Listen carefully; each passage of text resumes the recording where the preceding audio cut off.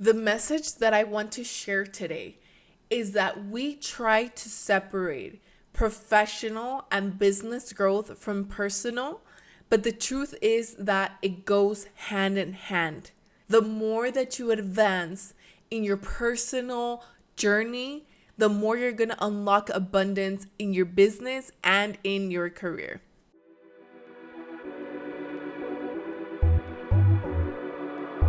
Welcome to Empowermente, the headquarters of personal empowerment. I think I can explain this in a very tangible way with a story. It was my first keynote speech, April 2023, at Idaho State University, and it was for STEM and healthcare conference for high schoolers all over Idaho and the area, the Twin Falls area.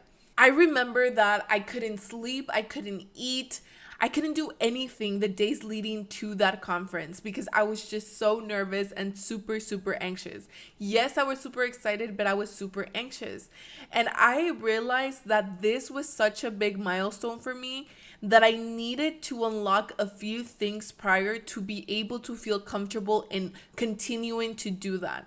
And up to that point, a lot of my presentations had been really centered around my career, about being a Latina in tech, about my STEM career.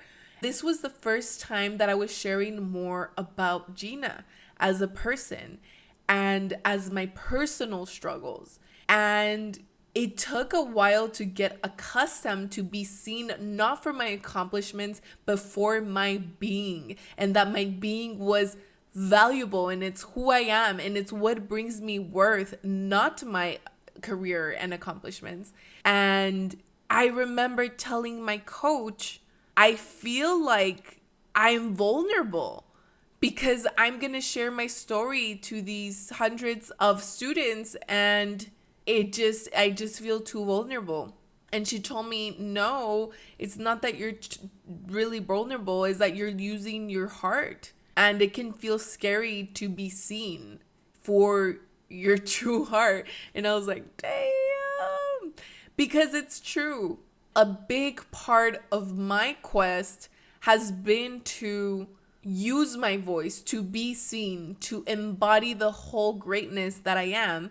And in my mind, I was like, hey, it's going to be fine. Like, they're going to love you. And plus, o sea, son high schoolers que van a saber de la vida.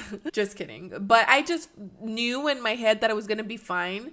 But my body hadn't processed the fact. My body was struggling so much que me empezó a doler la garganta. My throat started to hurt because I was just so scared. What ended up happening is that I had a breakthrough that week. It was that I needed to share my personal growth story and my personal journey as well as my professional. I couldn't just say all the good things. I needed to share the struggle of growing up low income, growing up with a mom that made $10,000 a year, and what it was to have social mobility. I knew that I needed to start sharing that too. And not that just that, but processing the fact that I had ADHD and processing the fact that I have a very toxic parent and that I grew up with all these things, right? And one thing I want to say is if what you're doing is in your passion, in your purpose, this will happen. There are lessons that you need to learn before you move on, and obstacles, limiting beliefs, and situations will keep coming up over and over until you face them. By the way, the talk went very well. Once I got on stage, it was like I was the superstar. It went super well. I connected super good with the students. I loved them and I love working with youth. So this time was very fulfilling. I had a good relationship with the program director and with the dean of students at the university as well. And we still keep in touch. There was nothing to be afraid of. And I knew that. My brain knew that, but I was still having a physical reaction. And that's what happens. There's a part of your brain called the amygdala that if it perceives the same situation, it will react in the same ways. And that's just your software and you have to change the code. I think a very similar thing has happened to me this week where I realized that I wasn't promoting my podcast on my personal Instagram because of this fear that I have with this family member watching what I have to say. And there's a long history of this, and I don't think I'm ready to share everything about it yet. But what you can know is that this person was a very important in my life, and that I went no contact with them. I haven't talked to them in 2 years. And I know that I have people in my family who look at what I have to post, and I know that they were capable of sharing that with that person. And so my breakthrough this week that allowed me to share unapologetically and be seen and continue to go after the mission that I have in my dreams was to accept and process the fact that I did everything that I could do with this person. The revelation that unveiled itself in such a beautiful way, in a way that I hadn't seen it before, is that it is not my job to be palatable to anyone, and that I'm not going to stop from being who I am because of this person might think something. I did everything that I could do. And if this person wants to fix things, they have to come to me because I already did more than half of what I was supposed to. I realized that I felt like I hadn't tried with this person because I never got to a point to tell them exactly how I felt. And I felt like I was basically talking shit behind their back. But the truth is that I could never get to this point because once I was here, like even halfway through telling them, they started disrespecting me and they couldn't take it. So how could I even get to this point of depth if they couldn't accept less than half of it? Part of me felt like I wasn't giving that person the opportunity, but I did for many years. And it was just really good to go back to each of these experiences that were triggering some type of PTSD in me, where I was fearful of them seeing me, and go to little Gina and go to teenager Gina and also be the person that stands up for her. I had to accept the fact that I was angry at this person for many things and let it go. That's what I had to do to unlock myself. And you're like, how the hell did you let it go, Gina? Fíjense que siempre que grabo videos así por long periods of time, empiezo a sudar y estoy toda brillosa. So, ignoren it. I did an exercise that really helped me because I literally just told you that I let it go. And I did this exercise that I call inner child and advocate double visualization. And you're like, what the hell do you mean? So I did a journaling exercise where I wrote down every single situation that I could remember that I was mad at this person. Just times where they yelled at me, times that I felt that their reaction was inappropriate, times where they were just annoying and I didn't like them.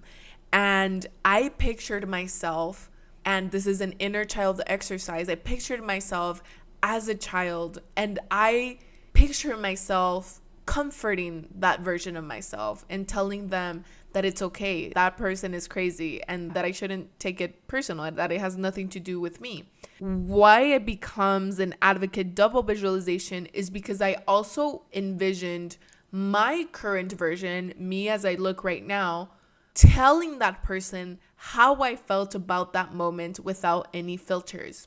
So ya te imaginarás. Literally, I was saying, how fucking dare you? How fucking dare you do that? How dare you? That is so inappropriate. Do you not have a sense of common sense? Do you not have a sense of understanding and empathy?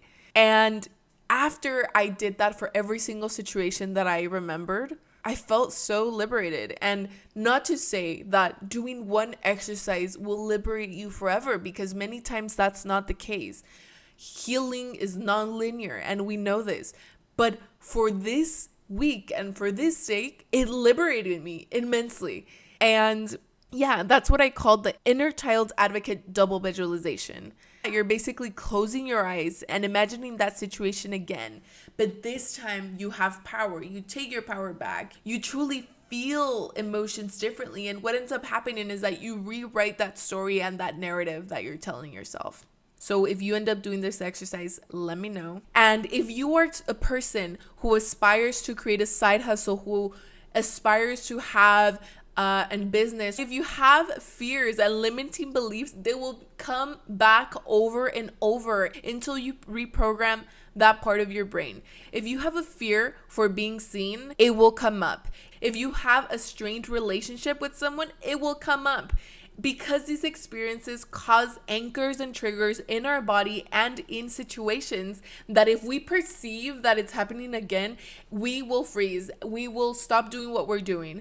And so, yeah, I wish more people talked about the fact that your journey is personal as much as it is business and professional.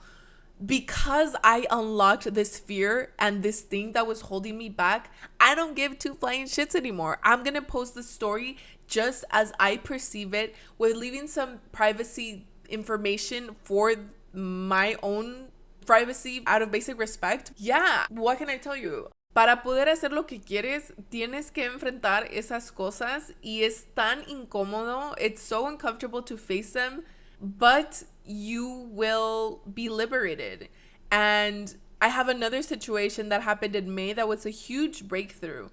And I also had to face the fear again of not being liked. And it's all so dimensional, and there's so many things that go into it. But I think that's a story for another day. I intended for this episode to be a short one, and I think we're 10 minutes in. The next episodes, I will be talking about my lessons in my first year on entrepreneurship. And also, I have an Airbnb. I want to talk about my multiple streams of income. Pues sí, hay muchas cosas de qué hablar. Thank you for being here. I so appreciate you. Always feel free to send me your thoughts at empowermented.co on Instagram or hello@soygina.com. I am open to doing speaking engagements at colleges, high schools, and organizations. And I will soon be opening my group coaching program. And I don't have it yet, but once I do, you'll be the first to know. And my intention is just to create overall empowerment and growth in our community. Thanks for listening.